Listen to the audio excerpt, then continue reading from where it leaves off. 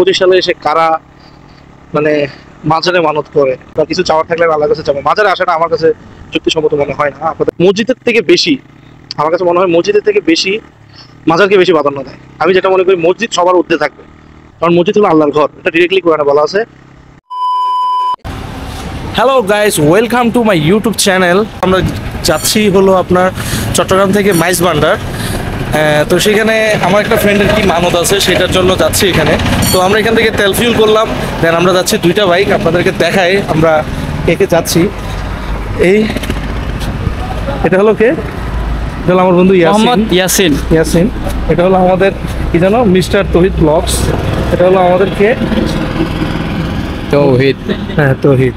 ওর মানত আছে বলে কি মাইজ ভান্ডারের মানত আছে ওর, তো সেখানে যাচ্ছে। আমি কখনো যাই নাই মাইজ ভান্ডার চট্টগ্রামের, ও যাচ্ছে। ও কিন্তু আমার বাংলাদেশ বিমান বাহিনীর লোক লাগিয়ে রাখছে, কিন্তু কাটটার আছে খালি, ভাবে চাকরি করে, এর বাদের কিছু না।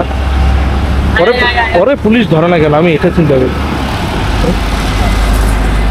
তো আমরা যাচ্ছি এখন, আমরা এখন মোটর ব্লগ শুরু করব। এখন এখান থেকে রওনা দিচ্ছি। এখান থেকে আমাদের ফুল রুটের কিভাবে যাচ্ছি না যাচ্ছি আপনাদেরকে সম্পূর্ণ ইনফরমেশন আমি জানাবো।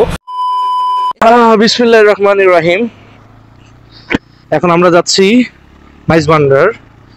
এটা হলো মূলত মনে হয় নাসিরাবাদ ওই দিকের মনে হয়, আমার মতো, আমি শিওর জানি না। বাট এটা রুট ম্যাপ আমি এত ভালো দেখি নাই, জাস্ট গুগল ম্যাপে দেখছিলাম কিছু 40 কিলোমিটার দূর হবে, চট্টগ্রাম থেকে 40 কিলোমিটার দূরে এটা মাইজ ভান্ডারটা। তো সেখানে যাচ্ছি, একটু পরিমাণে বলা যায় যে একটু ট্যুর হচ্ছে। আমরা এখন অক্সিজেন মোড় আছি, এখান থেকে আপনার চট্টগ্রাম সিটি থেকে এখান থেকে বের হয় টোটালি চট্টগ্রামের যত জায়গা আছে, খাগড়াছড়ি, বান্দরবন, আপনার সাজেক যত আছে, এখান দিয়েই সবাই এক্সিট নেয় চট্টগ্রাম থেকে। তো আমরা এখান দিয়ে যাচ্ছি, তো সোজাই এই রুটটা দিয়ে সবাই যায় হাটাজারি হয়ে। আমরা হাটাজারি হয়েই যাচ্ছি মাইজ ভান্ডার, যেটা আনুমানিক 10 থেকে 12 কিলো অলমোস্ট আমরা চলে এসেছি। বাট রাস্তাটা কিন্তু খুবই সুন্দর, আপনারা দেখতে পাচ্ছেন রাস্তাটা কিন্তু অনেক ওয়াইড, সুন্দর একটা রাস্তা, ক্লিন একটা রাস্তা, রাইড করে ভালো লাগতেছে। আমার গন্তব্য আনুমানিক আর 1-2 কিলো, হয়তো আমি চিনি না, বাট আমার পিলিয়নে যে পড়ছে আমার ফ্রেন্ড, ও আসছিল অনেকবারই, যার কারণে ও চিনে জায়গাটা। বলতেছে এই রাস্তার ডান পাশে নাকি একটা বড় গেট আছে, তো সেই গেট দিয়ে বলে ঢুকতে হবে। তো যেতে থাকি, দেখি কতটুকু পরে। শাহানশাহ হক ভান্ডারী, মাইজ ভান্ডার শরীফ।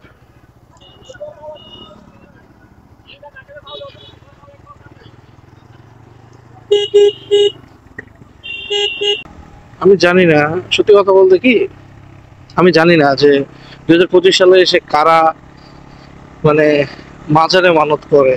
এটা আমার কাছে মানে যুক্তিবাদী কথাটা মনে হলো না। ফ্রেন্ড কি বলবো, মানা করলো তো শুনবে না, কারণ এরকম আমার মতে বিষয়টা ঠিক না।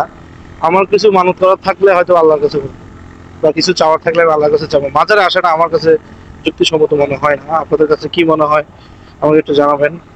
হয়তোবা এক একজনের এক এক রকম ভাবে এক এক জিনিস মানে, বাট আমার কাছে ফাইনাল, আমার কাছে যদি টোটালি জিজ্ঞেস করে যে মাজারে কোনো মানত করা, মাজারে গিয়ে, হ্যাঁ আমি মাজারে যাবো, মাজারে যাবো না যে তা না, মাজারে যাবো। বাট কথা হলো মাজারে যাবো আমি কবর জিয়ারত করতে, যে ওখানে মাজারে শুয়ে আছে, হয়তো বা সে কোনো ভালো কাজ করছে, আল্লাহ কোনো পীর হতে পারে, সেই হিসাবে অনেক বাংলাদেশে তো অনেক মাজারই আছে। তো সব মাজারকে অনেক মানুষে মসজিদের থেকে বেশি, আমার কাছে মনে হয় মসজিদের থেকে বেশি মাজারকে বেশি প্রাধান্য দেয়।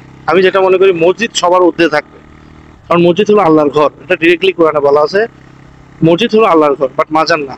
মাজার হলো হয়তো বা হ্যাঁ, যেই মানুষটা বা যেই আল্লাহওয়ালা বা পীর এখানে শুয়ে আছে, ঠিক আছে, তার কবর জিয়ারত করতে আমি অবশ্যই যেতে পারি, হয়তোবা তার কবরটা জিয়ারত করার উদ্দেশ্যে আমি যেতে পারি। বাট ওইখানে আমি কোনো কিছু গিয়ে চাইতে পারবো না, কারণ উনি আমাকে দিতে পারবে না, যে শুয়ে আছে সে আমাকে দিতে পারবে না।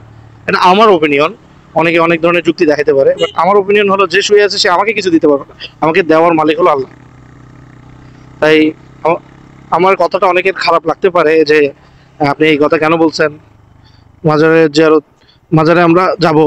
হ্যাঁ, এখন এটা ভাই যার যার পার্সোনাল বিষয়, আমার পার্সোনাল বিষয় আমি আপনাদেরকে শেয়ার করছি। যার ভালো লাগে সে যাবে, যার ভালো লাগে না সে যাবে না। বাট আমি বলবো আপনাদের যদি কিছু চাওয়ার থাকে, অবশ্যই মসজিদে গিয়ে আল্লাহর দরবারে গিয়ে সিজদায় পরে কিছু চান, আল্লাহ অবশ্যই আপনাকে খালি হাতে দিবে না। তো এইসব মাজার টাজার এগুলো বাদ দেন, নামাজ পড়েন 5 ওয়াক্ত, এটাই সবচেয়ে বড় বিষয়। আল্লাহ এমনিই দিবে আপনাকে। অন্তরটাকে পরিষ্কার করে, এসব মাজারে দৌড়াদৌড়ি করে কোনো লাভ হবে না।